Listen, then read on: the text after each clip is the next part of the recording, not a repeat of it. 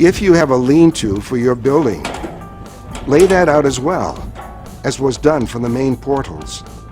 Once as much work as possible has been done on the portal, use this portal as a template for all others, so that all portals are assembled before beginning rest of construction.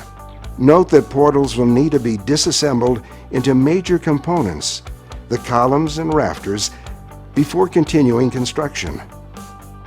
Before continuing, identify your first bay to install. It is prudent to begin by constructing an interior bay that contains no openings but contains X-bracing.